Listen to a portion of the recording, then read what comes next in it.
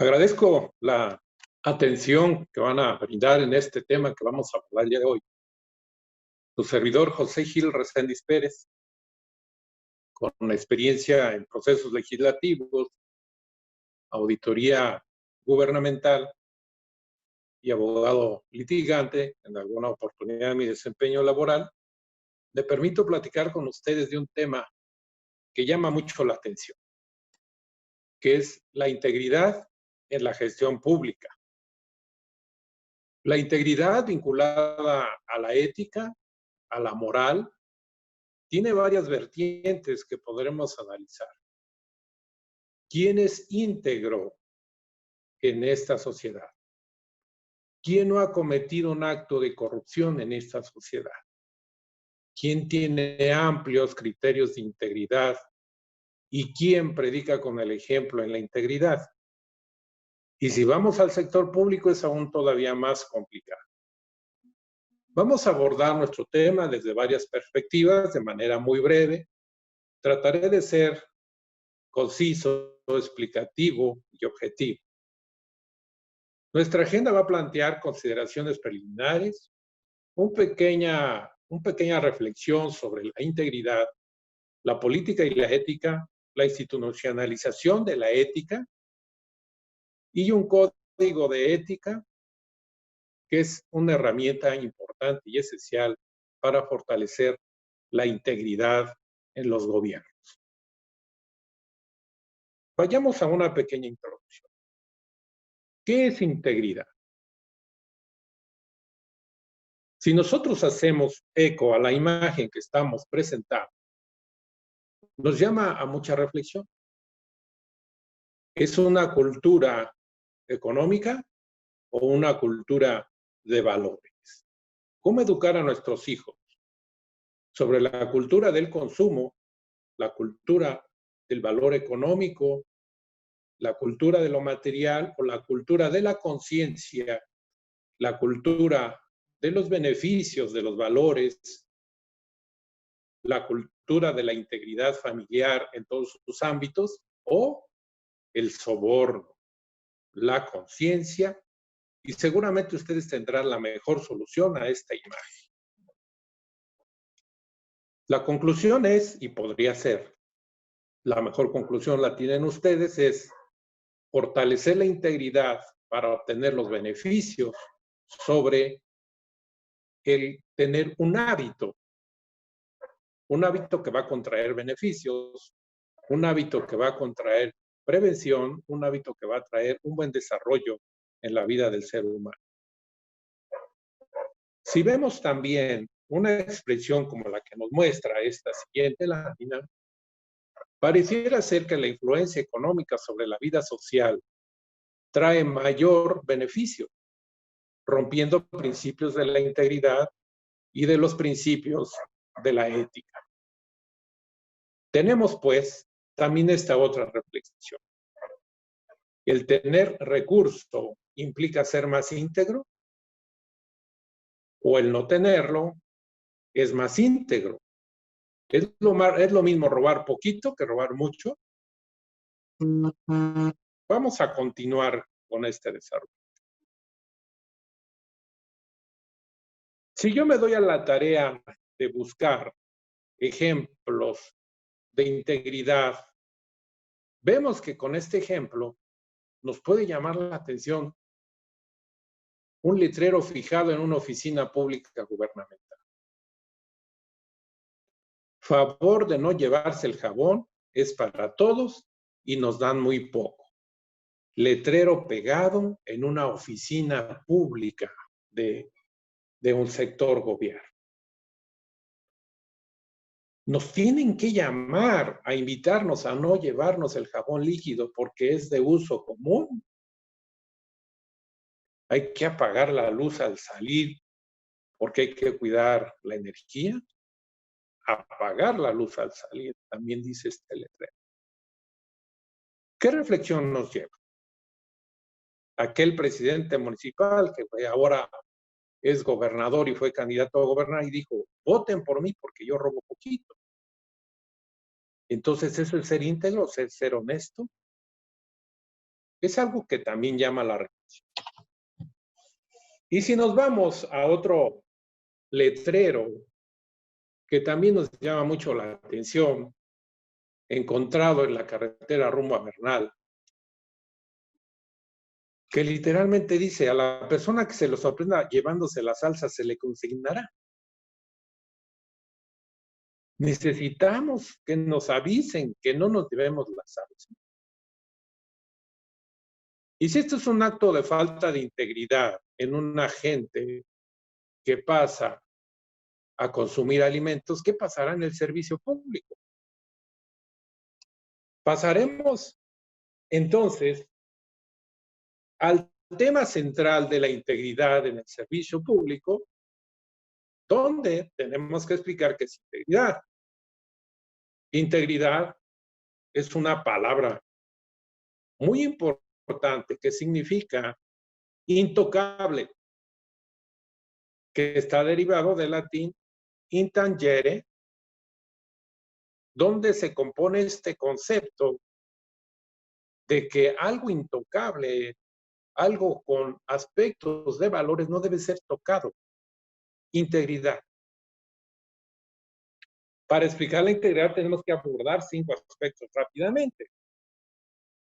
Tenemos que tener una responsabilidad de la integridad como producto de una buena administración y buenas prácticas de los empleados, porque ya estamos entrando al tema del sector gobierno. Y un segundo aspecto es una precondición para tener autoridad y confianza pública. Si no hay integridad en el sector público, no hay confianza. Un gobierno que carece de integridad no tiene confianza.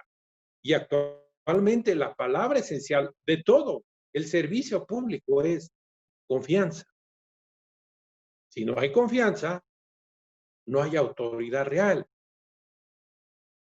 Y tenemos un tercer aspecto: integridad de normas y de responsabilidad moral. Además de que haya normas que garanticen la integridad, debe de haber moral. Un cuarto aspecto es tener políticas de integridad. No solo sancionar las faltas a la ética y la integridad, sino prevenirlas. Y un tercer aspecto: la integridad no es un proyecto, no son proyectos de gobierno la integridad. La integridad debe de ser no un proyecto, porque un proyecto concluye, un proyecto termina, un proyecto tiene inicio y conclusión. La integridad debe de ser una conducta continua en la sociedad, permanente. No podemos hablar solamente de crear un proyecto de integridad, terminó el sexenio, el trienio y se acabó la integridad. No, es una condición permanente. Entonces pasaremos a lo que es una característica de la integridad personal. Una característica importante de la honestidad es la honestidad, la honradez, la fiabilidad. Una integridad personal es alguien que se comporta conforme a la norma y las reglas establecidas. Y una integridad personal habla de que hay capacidad y disposición para realizar tareas de manera adecuada, donde va a involucrar todos los intereses, no los personales, sino el colectivo, el bien común. Hay que actuar no de acuerdo al interés privado, hay que actuar de acuerdo al interés público. Estamos hablando, obviamente, de la integridad en el sector público. También ser íntegro es guardar reserva a la información que se conoce con motivo del trabajo. Imagínense quienes están dedicados a la seguridad de la sociedad, si hacen público los temas de seguridad, pues a quien le gusta romper la seguridad, pues obviamente tendrá elementos para actuar de manera delincuencial en contra de la sociedad, facilitándole la violación a la reserva. ¿Y por qué no hablar de estos tiempos de limitar el uso del teléfono celular? ¿Cuánto tiempo se pierde? Espero yo llamar su atención y que nadie esté checando el WhatsApp, el cara de caja o Facebook, y todos estén poniendo atención en este aspecto de la charla. También la integridad personal habla de la cuidado y la pulcritud y esmero en el arreglo personal, no solamente es asistir al trabajo desaliñado, sin presencia. Y obviamente en el escritorio, en los papeles de trabajo, eso también habla de la integridad personal. Como tengas tu vehículo donde te transportas diariamente, como tengas tu habitación donde duermes todos los días, como tengas tu escritorio, es tu nivel de integridad personal. Entonces pasemos rápidamente a la integridad de la organización. La integridad de la organización define a la organización. Si no es íntegra, pues es una institución que no tiene confianza. Pero las instituciones están expuestas a riesgos de integridad. Hay actos de vulnerabilidad que la pueden hacer caer en la tentación. Bajos salarios, baja capacitación, baja preparación en temas de integridad, son riesgos que hay que controlar. Los riesgos se deben de controlar. Hay unos riesgos que se eliminan, otros se controlan y otros se llevan con la actividad del gobierno. Es para qué se compra un seguro de automóvil. No podemos eliminar el riesgo de un accidente porque es latente. Así en el gobierno hay riesgos que son latentes. Entonces, si uno conduce a su casa en un automóvil, hay riesgos. Hay que comprar el seguro. Y en la integridad de las organizaciones hay que ser promoventes de la integridad. La integridad en el sector público tiene varias disposiciones.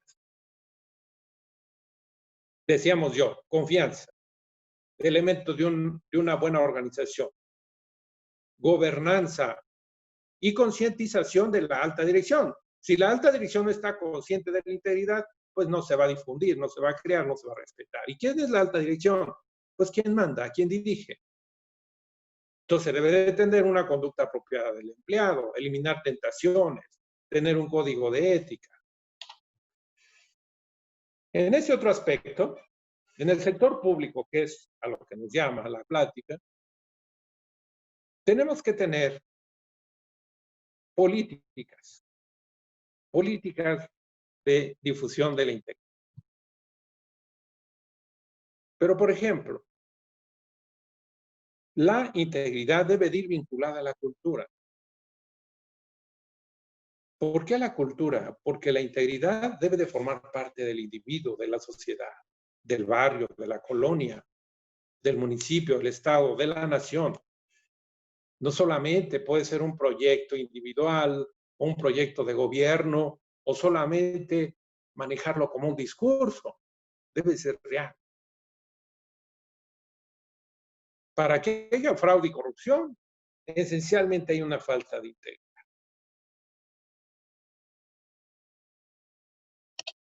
Si nosotros tenemos, como decía en el ejemplo del seguro de automóvil, hay procesos en los cuales son vulnerables a todas las organizaciones. Entonces esas tentaciones hay que eliminarlas, hay que quitarlas, ¿no?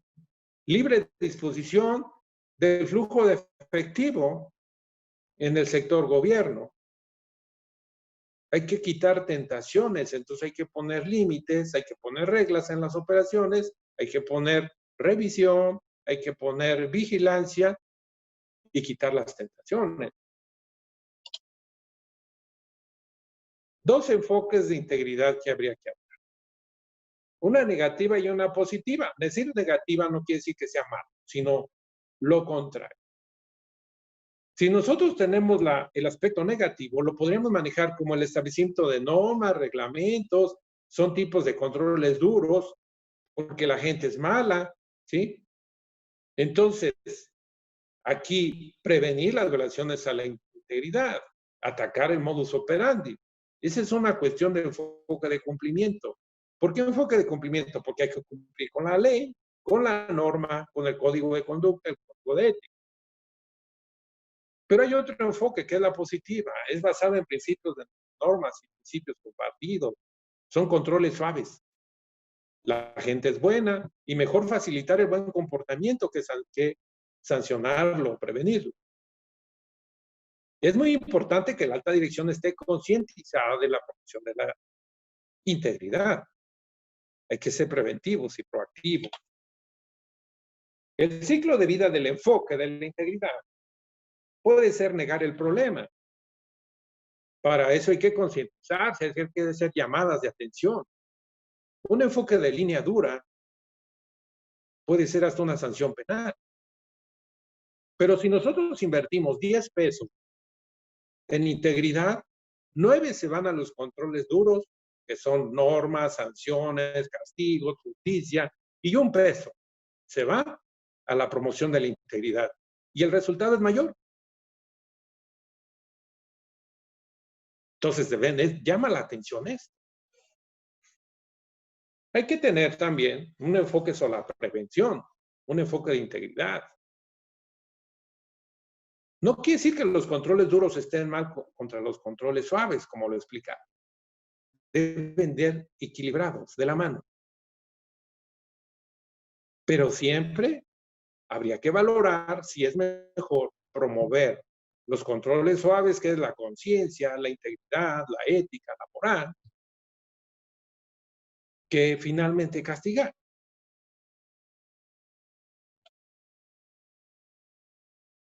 Hablamos de ética y moral.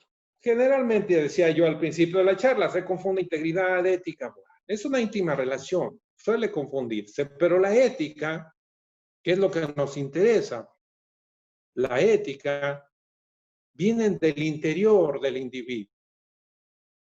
Y las normas morales, aunque son incoercibles, quiere decir no sancionadas, vienen del exterior. Es decir, tienes que ir a misa, quienes son católicos o alguna otra religión.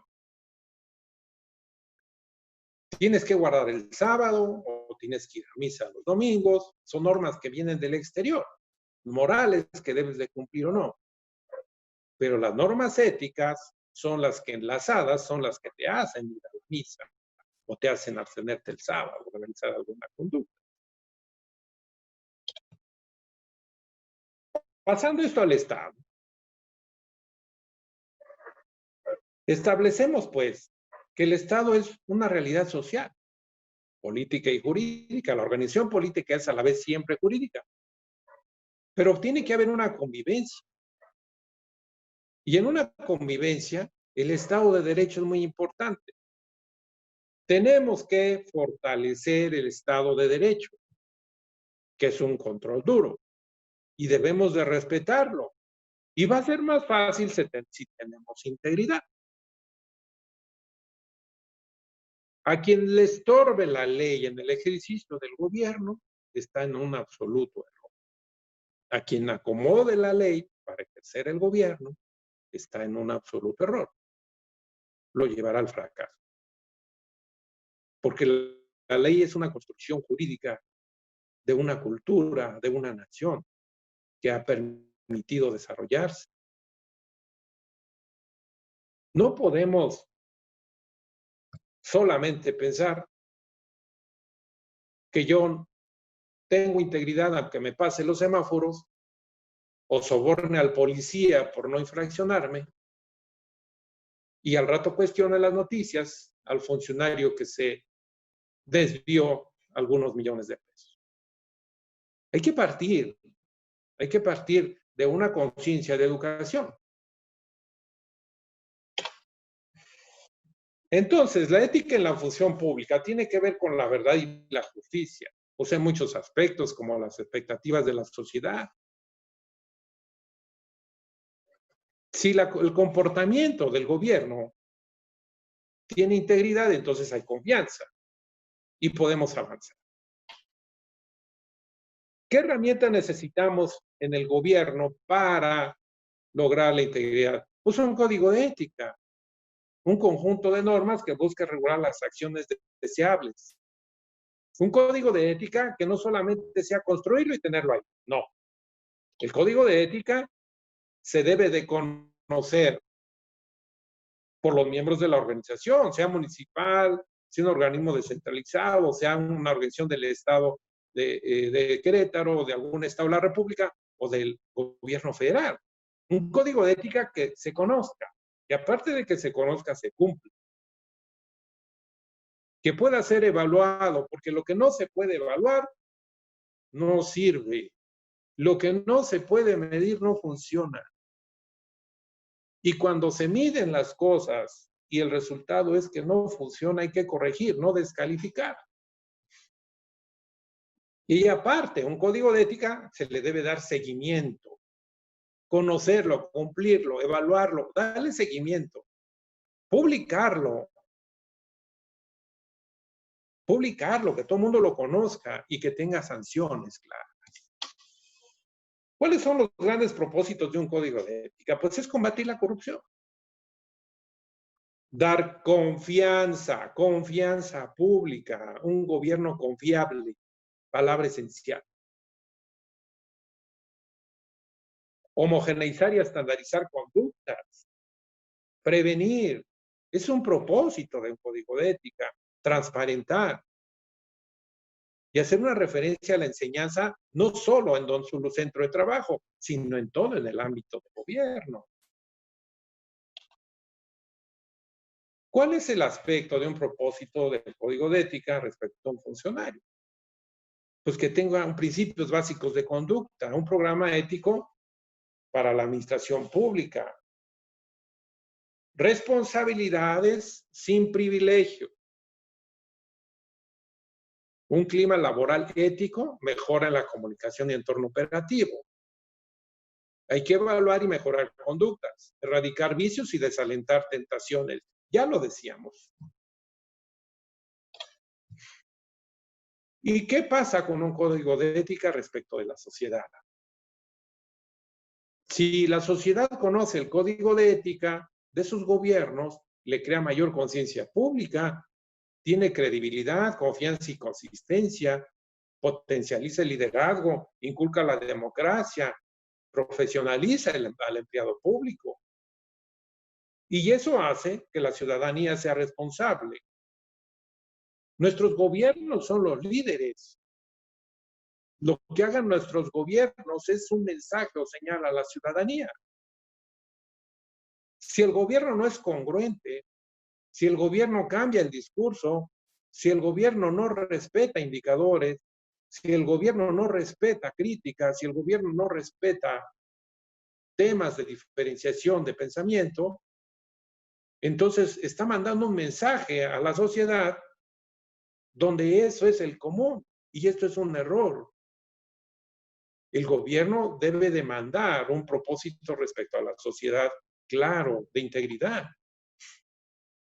¿Cuáles son las bases para un código de ética? Es tener valores éticos y morales que debe tener en cuenta el funcionario. Evitar ambigüedades, instaurar controles, auditorías. Sorpresa. Instaurar auditorías imprevistas. Porque si no, pues el funcionario se prepara. Y hay que castigar. Decía yo, la impunidad es un tema gravísimo. Porque si hay impunidad, hay corrupción. En este México nuestro hay que hacer que la corrupción sea una conducta de alto riesgo. Si no lo es, las cosas siguen ocurriendo. Y hay que tener una lealtad a la función pública. Quien no es leal a la función pública, que se retire y haga otra cosa. Pero hay problemas para implementar. Hay problemas porque hay resentimientos, hay rechazos. Hay inercias que no se pueden controlar y para eso pues se tiene que emitir soluciones como la educación, la capacitación, la asistencia, la difusión, el cambio cultural. ¿Qué beneficios nos va a traer un código de ética? Pues son combate a la corrupción, transparencia, conductas virtuosas, control y ambiente ético, prevención de comportamientos, imagen y prestigio, confianza de la sociedad y contribución a una buena gobernanza. Finalmente, establecer dos aspectos para cerrar esta charla. En nuestra Constitución Política de los Estados Unidos Mexicanos solamente se menciona en un solo artículo el tema de la ética. Y dice, toda persona tiene derecho a la libertad de convicciones éticas de conciencia y religión. Pero este artículo 24 va más referido al tema de la religión. El tema de la libertad ética en el tema de convicciones éticas religiosas. Pero ningún aspecto de nuestra Constitución Federal establece el tema de la ética como lo hemos venido razonando y platicando. Sin embargo, Querétaro tiene un aspecto importante. Desde el 2014 en Querétaro es obligatorio contar con un código de ética. Los entes públicos cuentan con un código de ética. Y si no lo cuentan con él, entonces es motivo de una observación a una auditoría de cumplimiento. ¿Qué quiere decir? Una auditoría de cumplimiento de ley. Espero haya sido claro en esa explicación de la integridad y cómo puede ser utilizado o debe ser utilizado la ética en el servicio público. Le agradezco mucho su atención. José Gil Reséndiz está a sus órdenes con cualquier otra explicación que pudieran ustedes solicitar. Les dejo mi correo y agradezco una vez más a las personas que amablemente me han invitado a darle esta charla. Muchísimas gracias.